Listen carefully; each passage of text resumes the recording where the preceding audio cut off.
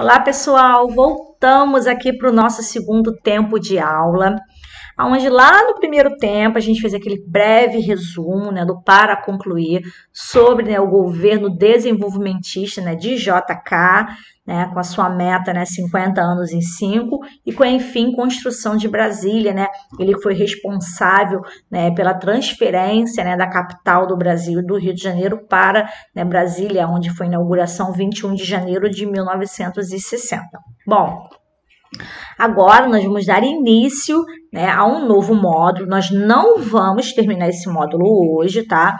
Mesmo a gente dando início, ele só vai ser terminado semana que vem. Porque, assim, o módulo ele tem que ser trabalhado devagar e a gente ter o entendimento, não, simplesmente jogar e acabou, tá?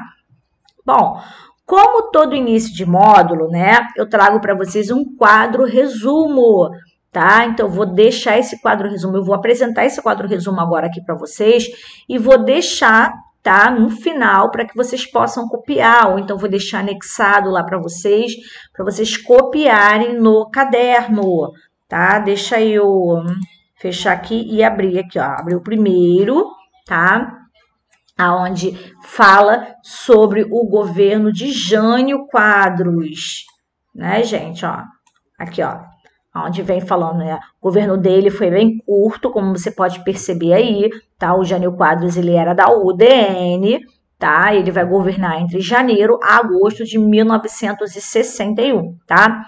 Então, tem alguns tópicos aí que nós vamos ver na aula de hoje, Política, bilhetinhos, proibição de brigas de galo e do uso de biquínis e lança-perfume. Gente, muita coisa para um presidente se preocupar, olha quanta besteira que ele foi se preocupar, enfim, Mas a questão de brigas de galo é até importante, que é a questão de preservação dos animais, Mas, enfim, moralismo e conservadorismo, Economia, ele vai tentar renegociar a dívida externa, um período de austeridade, o combate à inflação.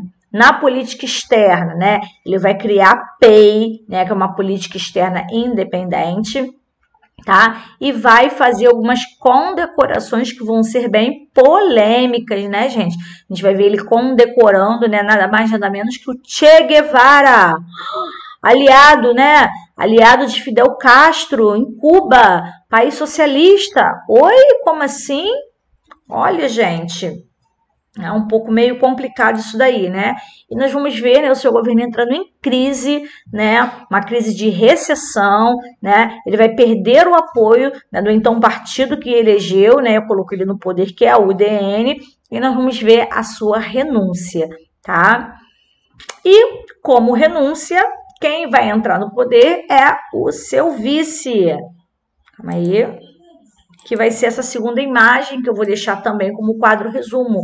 Nós vamos ver entrando no poder, o João Goulart, o João Goulart que foi, então, ministro do Trabalho no último mandato de Getúlio Vargas, Então, a gente vai ver ele iniciando com aquela crise, onde ele vai sofrer uma tentativa de golpe, tá? A gente vai ver a figura, do Brizola aí, onde o seu mandato vai entrar numa rede de legalidade, vai ter solução de compromisso, onde vai existir uma emenda parlamentarista, Até então o Brasil ele só tinha visto uma vez a questão do parlamento, que foi na monarquia, que foi um parlamentarismo às avessas.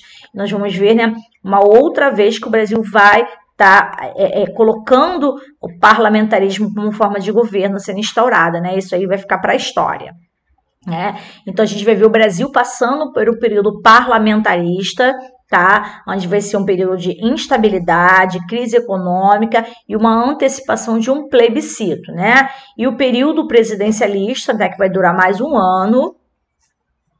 E travou aqui, ó. Calma aí, gente, deu uma travada aqui no meu vídeo.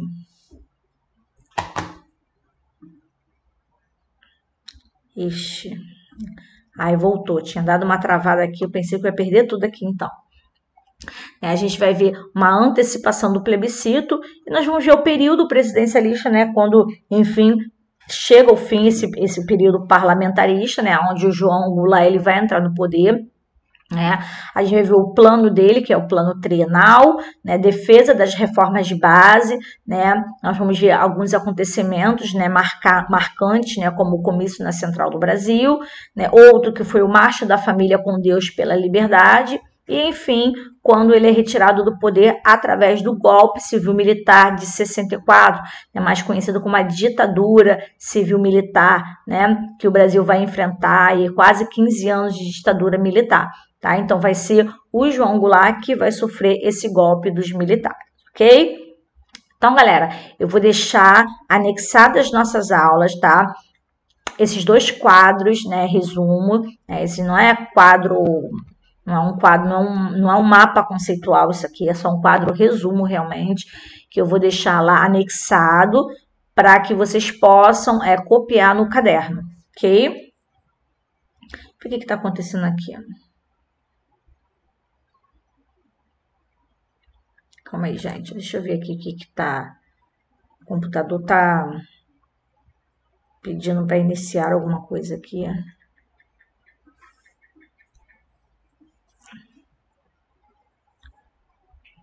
Só um minutinho, galerinha.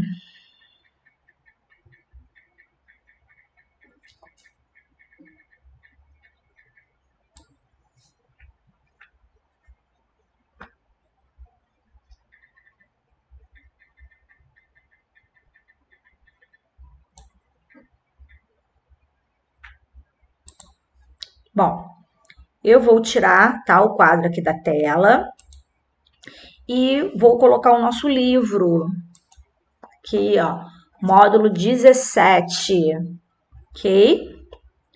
Que nós vamos iniciar agora, que fala sobre a República Democrática, né, do governo primeiro de Jânio Quadros e depois do João Goulart, ok? Aqui nós vemos, né, esse no meio, tá? É o Jânio Quadros, né, bigodinho aí, e ao lado dele aí a gente vê, né, o João Goulart, Jânio Quadros no meio, tá? E o João Goulart ao lado dele, ok? Então vamos lá, galera, vamos iniciar aqui, tá? Vamos iniciar com esse para começar aqui. Deixa eu aumentar aqui. Tá bem legal aqui, tá bem grandinho aqui.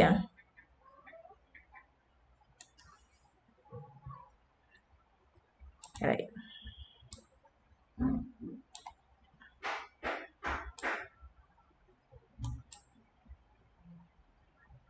Tá bom aqui. Bom, então a gente vai ver, para começar, ele vem falando um texto, tá, informativo para a gente a respeito desse conteúdo. Tá dizendo assim, olha, o aumento do valor da passagem do transporte público em São Paulo foi o estopim para uma onda de protestos que aconteceu em junho de 2013. Sim, 2013, há 7 anos agora atrás, né? Tais manifestações, que se espalharam por várias cidades do Brasil, tiveram a participação de diversos movimentos sociais e de alguns partidos políticos que denunciavam a corrupção e a má qualidade dos serviços públicos e o excesso de gastos do governo com os preparativos de grandes eventos esportivos, como a Copa do Mundo, né, de futebol de 2014 e as Olimpíadas de 2016. Houve grande repressão das forças policiais nos primeiros protestos, que acabaram fortalecendo-os e trazendo outros setores para as ruas. E a repercussão na mídia nacional e internacional obrigou autoridades municipais a voltar atrás em algumas decisões, como a que aumentava a tarifa dos ônibus, né, em algumas cidades. Além disso, o Congresso Nacional votou favoravelmente a decisão de tornar a corrupção crime hediondo e proibiu as votações secretas. Esse protesto, galera, ocorrido em 2013, levou milhares de pessoas às ruas, né? No entanto, esse movimento não era exatamente uma novidade, visto que por diversas vezes ao longo da nossa história, a população acabou se mobilizando, né, pelas mais distintas questões. Como a gente vai ver em 64, que alguns setores sociais vão se manifestar, né, vão manifestar a sua insatisfação com o governo de Jango, né, que é mais conhecido, né, o João Goulart, ele era muito conhecido como Jango, tá? Então vocês vão ouvir muito falar agora de Jango, que tem a ver com João Goulart, tá? Essas imagens aqui, né, elas fazem referência às manifestações ocorridas no Brasil em 64 e 2013, né? Parece até que são iguais, né? Essa primeira aí, gente, é a Marcha da Família com Deus pela Liberdade, né, que ocorreu em várias cidades do Brasil em 64, tá? E essa do lado aqui, mais atual, né, mais contemporânea, né, a gente vê que foi em 2013, né, contra a corrupção, né, o povo questionando sobre os descontentamentos com a política, né, e aí essa passeata aí dessa população aconteceu no Rio de Janeiro, e essa outra de 64 aí, essa foto aí é de Recife, tá? Aí pergunta-se quais semelhanças e diferenças você consegue identificar nas imagens. Gente, semelhança, o povo lutando por seus direitos, né? O povo indo na rua, o povo questionando, né? Reparem as diversas, né, faixas que eles colocam, tá? As diferenças é que, na verdade, é que eles estavam questionando coisas diferentes, né, para cada época. As manifestações parecem ter os mesmos componentes? Sim, os mesmos componentes, né? Alguns objetivos podem ser semelhantes e outros não, galera. Bom, aí nós vamos relembrar o que nós vimos no módulo anterior, quando a gente estudou o JK, tá? Que foi um período de modernização, um período de progresso, né? Onde JK, né, ele acabou gerando alguns problemas econômicos bastante graves, né? Como um deles é o crescimento da inflação e o aumento da dívida externa. Isso a gente não pode deixar de citar, né? E essas questões, na verdade, vão ser obstáculos, né, para os próximos presidentes que estão por vir. Cada presidente, gente, quando chega no poder, ele acaba assumindo o legado que o presidente anterior deixou. Sempre isso acontece. Então não adianta, isso acontece com presidentes, isso acontece com prefeitos, isso acontece com governadores. Então não adianta a gente votar naquele cara achando que ele vai chegar no poder e em um ano ele vai fazer milagre. Não vai fazer milagre, porque na verdade ele vai ter que botar a casa em ordem primeiro. Ele vai ter que ver as dívidas que tem. Muitos, né, presidentes ou governadores ou prefeitos, quando saem do poder, deixam uma dívida enorme no caixa, né? Então, esse novo eleito vai ter que reorganizar, né, reaver dinheiros para poder começar a usar esse dinheiro público. Enfim, então, não é uma tarefa tão fácil quanto a gente pensa. Então, não adianta que, assim, em um ano, em 2 anos, né, esse, então, governante não vai fazer esse milagre. E a gente vai ver que todos os problemas, né, deixados durante o governo de JK vai acabar refletindo nos próximos governos que nós vamos ter aí, né? Primeiro com o governo de Jânio Quadros, né? Aqui, ó, para aprender lições de 60. Vamos ver como que isso aconteceu. Olha aí o Jânio Quadros, né? Como eu disse para vocês, né? O Jânio Quadros, né? Ele era membro de um partido bem pequeno, é um partido que não tinha tanta expressão, tá? Que era o PTN, né? E aí ele vai ter uma carreira política, né, que vai começar em São Paulo, onde ele vai ser vereador, depois ele vai ser eleito deputado estadual, até então vai ser prefeito, governador, até chegar como deputado federal, né? E aí a gente vai ver, né, que antes de JK sair, né, o JK estava apoiando, né, a aliança entre PSD e o PTB, né, vai lançar o nome do General Lott, né, para ser o substituto de JK, né? E nos anos 60, né? O João Goulart era considerado herdeiro político de Getúlio Vargas e ele vai ser o principal candidato à vice-presidência, tá, gente? E aí, né, inovando, né, nos comícios, inovando nessas apresentações, o Jânio vai acabar conquistando várias camadas, né, da população, né? Ele tinha discursos longos, discurso meio confuso, enfim, ele procurou muitas das vezes, né, com sua lábia, né, com a sua dicção aí, ele vai tentar, né, se aproximar das massas, né, com atitudes que nunca foram vistas antes. Por exemplo, ele vai usar roupas amassadas, né, como se fosse desleixado, ele não vai disfarçar a caspa dos cabelos, né, aí como está dizendo no livro aí, que alguns diziam que ele jogava talco nos ombros para que ficasse como se ele fosse um presidente largadão, que não estava nem aí, comia sanduíche em público. Então, na verdade, ele fazia uma coisa para se dizer que ele era povão, né? Ele queria transmitir uma imagem de povão, tá?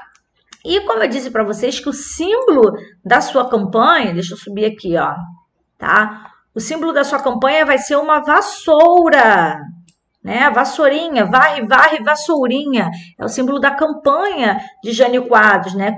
Por que uma vassourinha? Ele alegava que varreria a corrupção do país, né? Fazendo referência ao governo anterior, né? Que era o governo de JK, que foi marcado por várias, né, acusações de corrupção, tá? E aí ele vai acabar ganhando, né, o apoio da UDN, tá? E que era um discurso extremamente moralista e conservador. E aí Jânio Quadros vai acabar vencendo com 48%, né, dos votos, né? E vai derrotar o seu candidato, o general Lott, que seria o apoiado por JK, né? Então a gente vê aí o Jânio, né, e o Milton, né, que era o seu vice aí, a gente vê ele entrando no poder com o símbolo da vassourinha, ok? Deixa eu pegar aqui.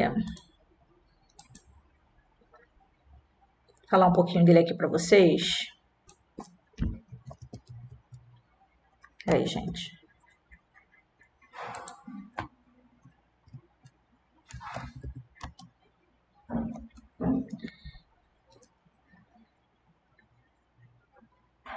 Bom, vou fazer um pequeno apanhado aqui para vocês antes da gente iniciar sobre o governo de Jânio Quadros, tá? Bom, vamos lá. Jânio Quadros, ele vai ser eleito presidente do Brasil em 1960, tá? Ele vai assumir o cargo em janeiro de 61, tá? Aonde vai ser um governo muito turbulento, tá? Aonde ele vai tomar algumas medidas meio que confusas, né? Umas medidas confusas e medidas meio que impopulares, né? Aí pouco mais, né, de 6 meses de cargo, né, ele vai se encontrar isolado, né, em uma jogada política meio que desastrosa, né, e vão haver fatos que vão fazer levá-los à renúncia da presidência, tá, gente? E aí nós vamos ver, como eu disse para vocês, né, ele vai entrar, né, nessa disputa e vai vencer, né, vai vencer o governo de Henrique Lott e também de Adhemar Bastos, tá? Deixa eu achar mais alguma coisa aqui, né? Bom, a questão da renúncia dele, já vou dando meio que um spoiler, né? O que vai acontecer? Em agosto do mesmo ano que ele foi eleito, tá? A gente vai ver, né, um governo de crise, né? A gente vai ver o Carlos Lacerda. Lembra do Carlos Lacerda? Aquele político, escritor, jornalista que fazia várias acusações a Getúlio Vargas? Pois bem, né? Ele havia, né, o Carlos Lacerda, né, ele acabou apoiando, tá, o Jânio Quadros na sua eleição, tal, só que ele vai acabar agora atacando, né, o Jânio Quadros, né, e aí Jânio também ele não vai ter o apoio do Congresso e em decorrência de várias atitudes, né, ele vai apresentar a sua renúncia, tá, ele na verdade ele nunca explicou, né, o que o motivou ele a renunciar, tá? Mas existe um consenso entre alguns historiadores, né, que foi uma tentativa de autogolpe. O que seria isso, né? Foi um erro de cálculo, né? Na verdade, eu acho que a gente pensa que assim, ele esperava que a sua renúncia não fosse aceita, né? E que ele tivesse um clamor da população, que começaria a exigir o seu retorno, enfim, né? Mas isso não aconteceu, tá? E com a sua renúncia, né? Começou a ter essa grave crise política que nós estamos vendo, tal. E aí uma cúpula militar, né, afirmou que não aceitaria a posse de João Goulart, que era o seu vice, né? Porque, de acordo com a Constituição de 46, né, isso deu a campanha da ilegalidade, né? E nesse momento, né, a gente vai ver Jango fazendo uma visita à União Soviética também. Então, vai ser nesse momento que eles vão pensar em instaurar o parlamento aqui no Brasil, como eu disse para vocês, né? No Brasil só tivemos 2 momentos de parlamento, que um foi na monarquia e o outro foi dessa vez aqui. Ok? Então vamos dar o prosseguimento aqui no nosso livro para a gente entender um pouquinho, né, desse pouco tempo, tá? Pouco tempo e tão turbulento, tá, gente? Então vamos lá, o governo de Jânio Quadros. Bom, Como a gente vai ver, né, que no pouco tempo que ele esteve à frente do seu governo, né, que foi de janeiro até agosto de 61, tá, ele vai adotar uma política econômica de austeridade. O que é isso? Ele vai promover cortes de gastos públicos, tá, e algumas medidas para tentar controlar a inflação. E isso vai levar o país a uma recessão. Essa recessão é uma diminuição de atividades econômicas, né, com a queda da produção, isso vai gerar o desemprego, e isso pode gerar uma crise também, tá? Mas foi a primeira saída que ele vai ter, tá? A princípio tinha um aspecto positivo, pois ele conseguiu renegociar uma dívida externa brasileira e com isso ele vai retomar as relações com a FMI. Lembra que o FMI tinha cortado vínculos com o Brasil lá no governo de JK? Então até então estava indo bem, né? Ele vai se preocupar também, né, com as demandas consideradas pouco expressivas, né, para um presidente. Por exemplo, ele vai proibir brigas de galo. Ele vai proibir, que era muito comum na época as pessoas fazerem rinhas de galo, colocar galos para brigar, entendeu? Só que para a época as pessoas falavam que ele tinha tanta coisa para se importar que isso aí era uma coisa tão mínima. Ele vai, né, ele vai proibir o uso do lança-perfume, ele vai proibir o uso de mulheres de biquíni nas praias. Então, quer dizer, aí as pessoas com tanta coisa para ele se preocupar, ele vai se preocupar logo com isso, né? E aí ele vai se destacar, né, por uma comunicação meio que incomum com seus ministros e assessores, né? Ele vai se comunicar com seus ministros através de bilhetinhos, gente. É isso aí. Ele não fazia reuniões, né? Muitos dizem que ele não sabia, né, conversar política, né? E ele vai se expressar por meio de bilhetinhos, né? Alguns bilhetinhos esses que vão ser taxados de autoritários e informais, né? Então a gente vai ver esse meio que conservadorismo, né, de Jânio, que vai provocar uma insatisfação da população, né, que foi recém-saída de um governo, né, que gerou um desenvolvimento econômico, né, um aumento de consumo, né, e que tinha lemas na população de otimismo e progresso, né. E a sua relação com a política externa, né, o governo de Jânio vai adotar novas práticas, ele vai adotar a PEI, né, que é uma política externa independente. Deixa eu subir aqui o livro. Vou sublinhar isso daqui, ó, essa PEI, tá?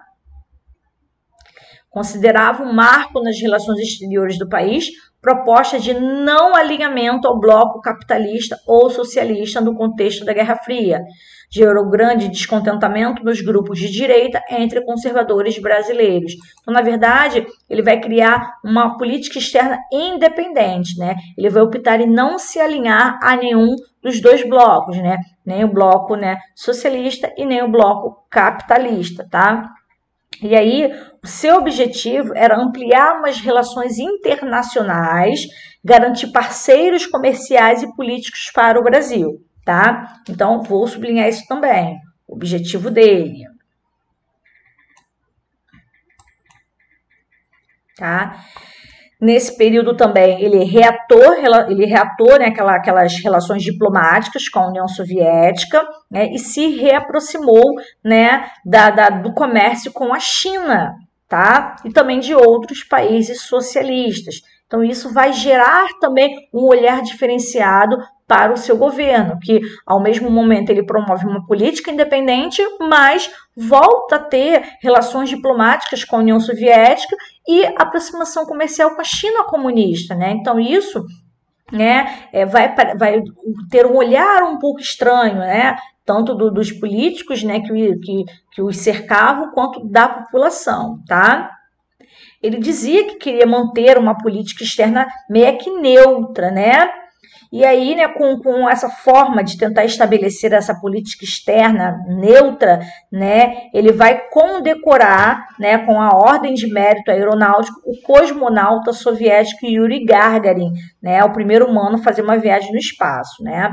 E além disso, ele também vai condecorar com a Gran Cruz da Ordem Nacional do Cruzeiro do Sul o Che Guevara, que foi um dos principais líderes da Revolução Cubana, né, Cuba, país aqui na América Socialista.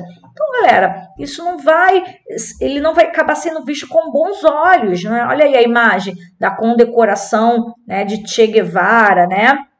E essa condecoração, ela vai ser vista como um ato gravíssimo, né, por parte dos grupos anticomunistas que já existiam aqui no Brasil, né? E isso aí vai gerar várias críticas, né, em relação ao seu governo, né? Que também já não tinha apoio do Congresso, né? Fora dessa falta de apoio do Congresso, a gente vai ver uma enxurrada de críticas, né, que vão receber, né, pelo desempenho, né, à frente da presidência, né? Fora alguns motivos, né, que isso tudo generalizando vai levar à renúncia dele, como eu disse para vocês, né? Não se sabe, mas que ele acabou renunciando no dia 25 de agosto de 1961, tá? Como está dizendo aí, alguns historiadores consideram que com a renúncia o presidente tentou reconquistar o apoio perdido, né? Jânio Quadros teria acreditado que o seu pedido não seria aceito e ele voltaria ao poder com força maior, né? Só que o fato é que, sem grandes explicações, o presidente enviou uma carta de renúncia aos deputados e acabou deixando o governo, né? Pouco tempo, mas um tanto quanto, né, meio que conturbado o seu governo aí, com uma política independente e, ao mesmo tempo, né, a volta de relações diplomáticas com a União Soviética, né, reatou laços comerciais com a China, condecorou Che Guevara, né, condecorou Yuri Gagarin, né, lá da União Soviética. Então, ele deixou um pouco a desejar, um pouco no ar, né, o seu alinhamento, por mais que ele planejou um alinhamento meio que neutro, mas ele acabou deixando no ar uma questão de dúvida, tá, em relação ao seu mandato. Ok, galera?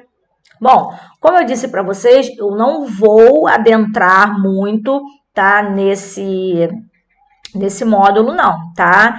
Eu vou dar só esse comecinho, tá? E na próxima aula a gente vai falar um pouquinho sobre essa pós-renúncia, né? Quando, enfim, vai entrar o João Goulart, só que o João Goulart, nesse momento, ele estava numa viagem, né? Fora, e aí vão ser instaurado um parlamento aqui no Brasil, tá? Só que esse papo nesse assunto eu vou deixar para uma próxima aula, tá bom, galera? Eu vou finalizar deixando o quadro aqui, um tempinho para vocês copiarem. Eu vou colocar os dois quadros aqui, tá? E depois de um tempinho eu encerro aqui o vídeo com vocês, tá bom, galera? Forte abraço, fiquem com Deus e até semana que vem. Vou deixar o quadro aqui, tá? Eu vou sair daqui, mas eu vou deixar o quadro aqui para vocês. Deixa eu fechar aqui.